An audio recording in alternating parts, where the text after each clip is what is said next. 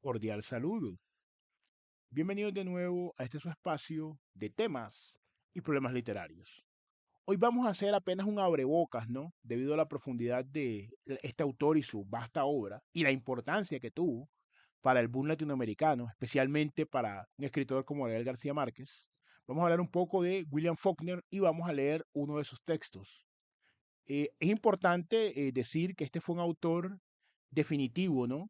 Para el siglo XX, debido a muchas técnicas que implementó y de las cuales, como acabamos de decir, bebieron escritores. Por ejemplo, García Márquez lo reconoce expresamente en este artículo de mi Hemingway personal, aunque no lo explora demasiado, que lo tuvimos acá en el canal, lo vamos a dejar igual para que ustedes lo vean y lo tengan como referencia, reconociendo grandes influencias para él, William Faulkner y Ernest Hemingway.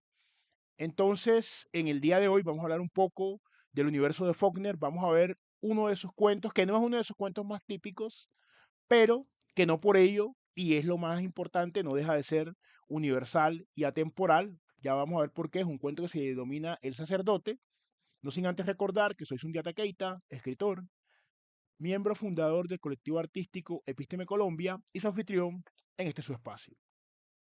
Respecto de la obra de William Faulkner, habría mucho que decir. Y habría, de hecho, ustedes pueden encontrar tesis, monografías, series de videos de estos espacios, blogs, porque es un autor bastante importante. William Faulkner nace en el entorno de la posguerra de secesión de los Estados Unidos. Es decir, nace en el sur, en el lado perdedor de este conflicto bélico tan conocido. Nace en New Albany, Mississippi, en 1897, apenas menos de 40 años, creo que la guerra de secesión norteamericana terminó en 1865, comenzó en el 61.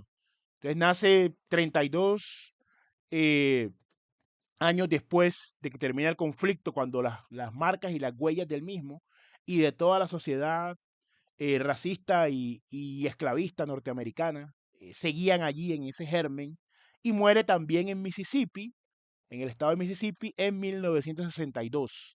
Recibió el Premio Nobel de Literatura en 1949 de una manera sorpresiva. Vamos a ver ahora por qué fue esta sorpresa. Entonces, apenas un abrebocas sobre la obra de William Faulkner, aparte de trabajar eh, mucho en su narración y de mostrar distintos puntos de vista de los personajes y de explorar también un poco su conciencia, genera, crea, fabrica el condado de Yoknatapagua, en el cual una de sus obras más conocidas, Absalón, Absalón, desarrollan toda una genealogía familiar. Esto les va a sonar familiar, conocido. De hecho, muchos ven en el Macondo de García Márquez el Yoknatapagua de Faulkner. Entonces, reconociendo la independencia de cada uno de los autores, hay unos vasos comunicantes que no se pueden negar. De hecho, Faulkner era un admirador de Cervantes, entonces él hace con el propio lugar, el estado de Mississippi, donde él vivió buena parte de su vida y en general que de alguna forma representa la visión sureña de ese momento, el cual ya su marco histórico lo acabamos de referenciar únicamente. Vemos cómo él toma, así como lo hace Cervantes con La Mancha, el condado de Yoknatapagua es una especie de apócrifo, una especie de ficcionalización de Mississippi y de todo el sur de los Estados Unidos. Eso lo va a ver usted en todas las obras o bueno, en la mayoría de la obra de William Faulkner, en esta Absalón, Absalón, que es representativa, va a ver el tema racial, el tema de las disputas, el tema de cómo una sociedad feudal y una sociedad que parasitaba a otros seres humanos, ¿no? Como en el caso de la esclavitud, ve ese prestigio decaer mucho. Hay un cuento excelente que les voy a recomendar, no lo vamos a leer ahora por la extensión, y ustedes van a ver mucho de eso. Se llama Una rosa para Emily. Muy bueno, es un cuento de 1930 de Faulkner, si no me falla la memoria, pero ustedes van a ver mucho de esto que les estoy comentando. También es conocido por otras novelas como El ruido y la furia, como Sartoris, Luz de agosto, que es una novela que explora mucho el tema del racismo con el mulato Joe Christmas. Escribió 19 novelas Faulkner y más de 70 relatos, aparte de poemas, guiones cinematográficos. Entonces fue un autor muy, muy prolífico, en el cual se ve una narrativa, como les comentaba, múltiple, ¿no? De los hechos narrados. Y también hay una obsesión con lo mítico, con lo religioso, un poco con la culpa que él o que experimentaban algunos de los descendientes de los esclavistas sureños, ¿no? Se dice también algunos de sus biógrafos que tuvo un bisabuelo apellido Faulkner, no Faulkner, sino Faulkner, es decir, sin la U, que había escrito también un texto y que eso había servido como influencia y como aliciente al joven Faulkner. De hecho, uno de los hitos que hubo en la vida de Faulkner tuvo que ver con que pese que ya él en los años 30, como por ejemplo este cuento que le cité que es de 1930, mi memoria no me falla, ya en los años 30 Faulkner había escrito ya una buena cantidad, una buena producción, de hecho para algunos de sus críticos la más relevante, ¿no? De ese primer periodo, vamos a decirlo así, pero esa fama tardó en consolidarle y cuando él recibe el premio Nobel en el 49, un antecedente fue que un crítico literario muy prestigioso, muy importante, llamado Malcolm Cowley, hace una antología, recupera la obra de Faulkner en una antología llamada Faulkner Portátil de 1946. Entonces la importancia que tiene que la crítica especializada, mucho más en ese momento, hoy en día, ese, aparte de la crítica, ese lo pueden suplir redes sociales, lo pueden suplir la creación propia de marca personal del autor, como lo hemos discutido en otros aspectos, en otros enfoques acá del canal. Pero es importante saber que una obra puede ser muy buena, pero si no se le da la oportunidad y no se descubre, entonces puede que nunca llegue al sitial que merece. Entonces habría muchas otras cosas que decir de William Faulkner, pero queríamos centrarnos, ¿no? En hacer un pequeño, apenas un tentepié, un abrebocas apenas, ¿no? Un pasaboca de, de este autor para antojarlos a ustedes, para que ustedes mismos lo vayan explorando. Estoy buscando acá ya el texto en cuestión para su lectura. Es un texto que, como les comentaba, se llama El sacerdote. Es un cuento relativamente corto y en ese orden de ideas lo vamos a estar leyendo luego de esta pequeña introducción. Es un cuento, bueno, este sí en la página donde lo vi no está fechado. El sacerdote, William Faulkner, autor, pues el autor del cuento. Había casi terminado sus estudios eclesiásticos. Mañana sería ordenado. Mañana alcanzaría la unión completa y mística con el Señor que apasionadamente había deseado. Durante su estudiosa juventud había sido aleccionado para esperarla día tras día. Él había tenido la esperanza de alcanzarla a través de la confesión, a través de la charla con aquellos que parecían haberla alcanzado, mediante una vida de expiación y de negación de sí mismo, hasta que los fuegos terrenales que lo atormentaban se extinguieran con el tiempo. Deseaba apasionadamente la mitigación y cesación del hambre y de los apetitos de su sangre y de su carne, los cuales, según le habían enseñado, eran perniciosos.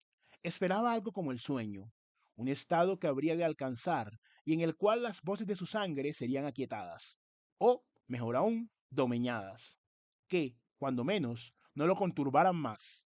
Un plano elevado en el que las voces se perderían, sonarían cada vez más débiles y pronto no serían sino un eco carente de sentido entre los desfiladeros y las cumbres majestáticas de la gloria de Dios. Hacemos aquí un pequeño paréntesis, vean la riqueza del lenguaje, ¿cierto? Que sin florituras, que sin ornatos innecesarios, sin embargo, describe ese estado mental del personaje de una manera bastante adecuada. Vamos a continuar. Pero no lo había alcanzado. En el seminario, tras una charla con un sacerdote, solía volver a su dormitorio en un éxtasis espiritual, un estado emocional, en el cual su cuerpo no era sino un letrero con un mensaje llameante que habría de agitar el mundo. Y veía aliviadas sus dudas. No albergaba duda ni tampoco pensamiento. La finalidad de la vida estaba clara: sufrir, utilizar la sangre y los huesos y la carne como medios para alcanzar la gloria eterna, algo magnífico y asombroso, siempre que se olvide que fue la historia y no la época quien creó los Savonarola y los Thomas Becket. Ser de los elegidos, pese a las hambres y las roeduras de la carne, alcanzar la unión espiritual con el infinito, morir. ¿Cómo podía compararse con esto el placer físico anhelado por su sangre? Pero, una vez entre sus compañeros seminaristas, cuán pronto olvidaba todo aquello. Los puntos de vista y la insensibilidad de sus condiscípulos eran un enigma para él. ¿Cómo podía alguien, a un tiempo, pertenecer y no pertenecer al mundo? Y la pavorosa duda de que acaso se estaba perdiendo algo, de que acaso, después de todo, fuera cierto que la vida se limitaba solo a lo que uno pudiera obtener en los breves 70 años que al hombre caben. ¿Quién lo sabía? ¿Quién podía saberlo?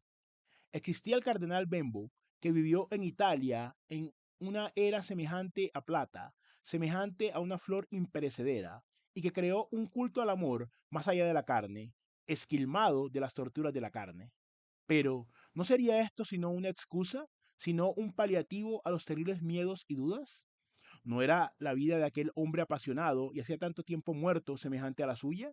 Un tejido de miedo y de duda y una apasionada persecución de algo bello y excelso.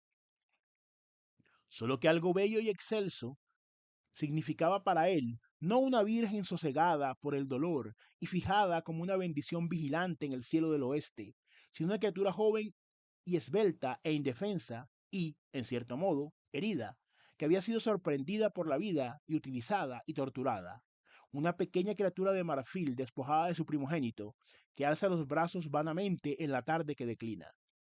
Para decirlo de otro modo, una mujer, con todo lo que en una mujer hay de apasionada persecución del hoy, del instante mismo, pues sabe que el mañana tal vez no llegue nunca y que solo el hoy importa, porque el hoy es suyo. Se ha tomado una niña y se ha hecho de ella el símbolo de los viejos pesares del hombre, pensó, y también yo soy un niño despojado de su niñez. La tarde era como una mano alzada hacia el oeste. Cayó la noche y la luna nueva se deslizó como un barco de plata por un verde mar. Se sentó sobre su catre y se quedó mirando hacia el exterior, mientras las voces de sus compañeros se iban mitigando a pesar con la magia del crepúsculo. El mundo sonaba afuera y se eclipsaba, tranvías y taxímetros y peatones. Sus compañeros hablaban de mujeres, de amor, y él se dijo a sí mismo: ¿pueden estos hombres llegar a ser sacerdotes y vivir en la abnegación y en la ayuda de la humanidad? Sabía que podían y que lo harían, lo cual era más duro. Y recordó las palabras del padre Gianotti, con quien no estaba de acuerdo. A través de la historia, el hombre ha fomentado y creado circunstancias sobre las que no tiene control. Y lo único que podía hacer es dar forma a las velas con las que capeará el temporal que él mismo ha provocado. Y recuerden, la única cosa que no cambia es la risa. El hombre siembra y recoge, siempre tragedia. Pone en la tierra semillas que valora en mucho, que son él mismo. ¿Y cuál es su cosecha? Algo acerca de lo cual no ha podido aprender nada, algo que lo supera. El hombre sabio es aquel que sabe retirarse del mundo, cualquiera que sea su vocación, y reír. Si tienes dinero, gástalo. Ya no tienes dinero. Solo la risa se renueva a sí misma como la copa de vino de la fábula. Pero la humanidad vive en un mundo de ilusión. Utiliza sus insignificantes poderes para crear en torno un lugar extraño y estrafalario. Lo hacía también él mismo, con sus afirmaciones religiosas, al igual que sus compañeros con su charla eterna sobre mujeres. Y se preguntó cuántos sacerdotes de vida casta y dedicados a aliviar el sufrimiento humano serían vírgenes, y si el hecho de la virginidad supondría alguna diferencia. Sin duda, sus compañeros no eran castos. Nadie que no haya tenido relación con mujeres puede hablar de ellas tan familiarmente, y, sin embargo, llegarían a ser buenos sacerdotes. Era como si el hombre recibiera ciertos impulsos y deseos sin ser consultado por el autor de la donación, y el satisfacerlo o no dependiera exclusivamente de él mismo. Pero él no era capaz de decidir en tal sentido. No podía creer que los impulsos sexuales pudieran desbaratar la filosofía global de un hombre y que, sin embargo, pudieran ser aquietados de este modo. ¿Qué es lo que quieres?, se preguntó. No lo sabía. No era tanto el deseo particular de alguna cosa, cuanto el temor de perder la vida y su sentido por culpa de una frase, de unas palabras vacías, sin ningún significado. Ciertamente, en razón de mi ministerio, debería saber cuán poco significan las palabras. Y en caso de que hubiera algo latente, alguna respuesta al enigma del hombre al alcance de la mano, pero que él no pudiera ver, el hombre desea pocas cosas aquí abajo, pensó, pero perder lo poco que tiene. El pasear por las calles no hizo que viera más claro su problema. Las calles estaban llenas de mujeres, chicas que volvían del trabajo. Sus cuerpos jóvenes y airosos se hacían símbolos de gracia y de belleza, de impulsos anteriores al cristianismo. ¿Cuántas de ellas tendrían amantes?, se preguntó. Mañana me mortificaré. Haré penitencia por esto mediante la oración y el sacrificio. Pero ahora abrigaré estos pensamientos en los que tanto ha tiempo he deseado pensar. Había chicas por doquier. Sus delgadas ropas daban forma a su paso en la calle Canal. Chicas que iban a casa para almorzar. El pensamiento de la comida entre sus dientes blancos, de su placer físico al masticar y digerir los alimentos, encendió todo su ser. Para fregar en la cocina. Chicas que iban a vestirse y a salir a bailar en medio de sensuales saxofones y baterías y luces de colores, que mientras duraba la juventud tomaban la vida como un cóctel de una bandeja de plata. Chicas que se sentaban en casa y leían libros y soñaban con amantes a lomos de caballos con arreos de plata. ¿Es juventud lo que quiero? ¿Es la juventud que hay en mí y que clama hacia la juventud en otros seres lo que me conturba? Entonces, ¿por qué no me satisface el ejercicio, la contienda física con otros jóvenes de mi sexo? ¿O es la mujer, el femenino sin nombre?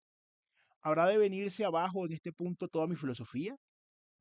Si uno ha venido al mundo a padecer tales compulsiones, ¿dónde está mi iglesia? ¿Dónde está esta mística unión que me ha sido prometida? ¿Y qué es lo que debo hacer? ¿Obedecer estos impulsos y pecar o reprimirlos y verme torturado para siempre por el temor de que en cierto modo he desperdiciado mi vida en aras de la abnegación? Purificaré mi alma, se dijo. La vida es más que eso, la salvación es más que eso, pero, oh Dios, la juventud está tan presente en el mundo. Está por doquiera en los jóvenes cuerpos de chicas embotadas por el trabajo, sobre máquinas de escribir, otras mostradores de tiendas, de chicas al fin evadidas y libres que exigen la herencia de la juventud, que hacen subir sus ágiles y suaves cuerpos a los tranvías, cada una con quién sabe qué sueño, salvo que el hoy es el hoy y que vale mil mañanas y mil ayeres, exclamó. Oh Dios, si al menos fuera ya mañana. Entonces, seguramente, cuando haya sido ordenado y me convierta en un siervo de Dios, hallaré consuelo. Entonces sabré cómo dominar estas voces que hay en mi sangre. Oh Dios, si al menos fuera ya mañana. En la esquina había una expendeduría de tabaco. Había hombres comprando, hombres que habían finalizado su jornada de trabajo y volvían a sus casas, donde les esperaban suculentas comidas, esposas, hijos, o a cuartos de solteros, para prepararse y acudir a citas comprometidas o amantes, siempre mujeres. Y yo también, soy un hombre, siento como ellos, yo también, respondería a blandas convulsiones. Dejó la calle Canal, dejó los parpadeantes anuncios eléctricos que habrían de llenar y vaciar el crepúsculo, inexistentes a sus ojos y por lo tanto sin luz, lo mismo que los árboles son verdes únicamente cuando son mirados. Las luces llamearon y soñaron en la calle húmeda. Los ágiles cuerpos de las chicas dieron forma a su apresuramiento hacia la comida y la diversión y el amor. Todo quedaba a su espalda ahora. Delante de él, a lo lejos, la aguja de una iglesia se alzaba, como una plegaria articulada y detenida contra la noche. Y sus pisadas fueron, mañana, mañana. Ave María, Dian Gratian, Torre de Marfil, Rosa del Líbano. Este cuento, como vemos, muestra varios niveles, ¿no? Al margen de las controversias, ¿no?, que pueda causar, lógicamente, tanto a nivel confesional de un sector de la población específicamente, cierto, esta parte del cristianismo que exige el celibato como tal, tanto la mirada hacia la mujer de ese momento que tiene este personaje y que además se perpetúa inclusive em, cuando se objetiviza, ¿no? Aunque esa es otra descripción, cuando se cosifica y también un poco entrar a entender cuándo se da este tipo de cosificación y también entender un poco, y aquí queremos hacer un inciso, porque hemos visto críticas que se le hace a autores, críticas anacrónicas, ¿no? Por ciertas opiniones, y no es por justificar que porque son hijos de una época, el pensamiento o los atavismos intelectuales que tienen y atavismos también éticos, ¿no? Más que intelectuales éticos, aunque tampoco resisten el análisis intelectual ahora, de ciertas concepciones, cierto, por decirlo así, atrasadas, ¿no?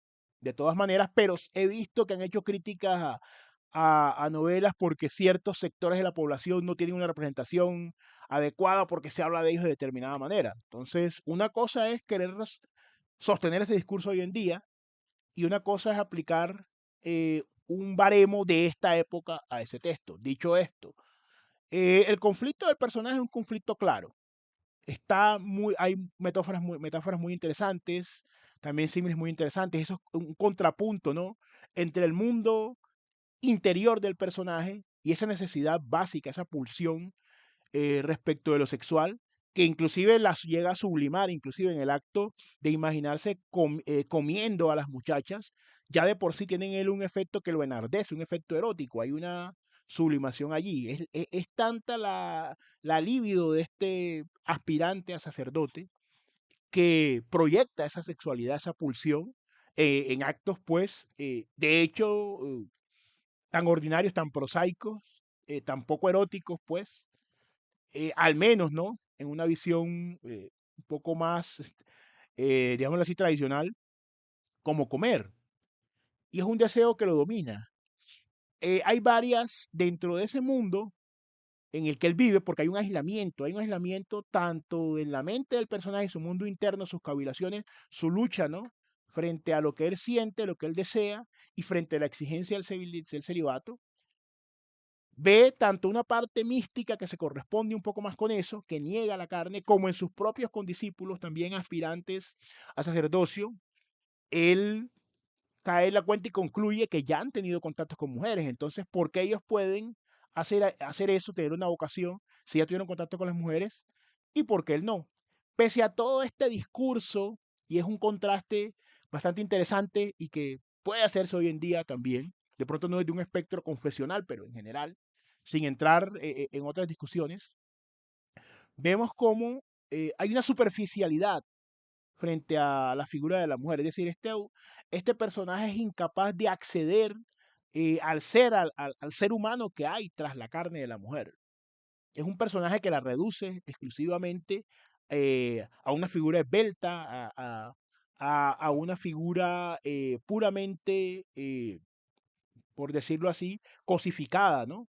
Ni siquiera piensa un poco más allá de sus aspiraciones, porque vea que cuando él está hablando de las lecturas, entonces que ellas sueñan con amantes, todo está muy polarizado y es adrede, porque el autor Faulkner no tiene una intención moralizante, no tiene una intención, vea que el cierre del cuento, luego de que él se sigue torturando y que se dice a sí mismo que mañana cuando sea ordenado, todo eso va a desaparecer de una manera mágica, pero podemos inferir que no será así, que es una cosa que lo va a atormentar porque dentro del contexto confesional que precede a la ordenación, él no tiene la capacidad para ese celibato.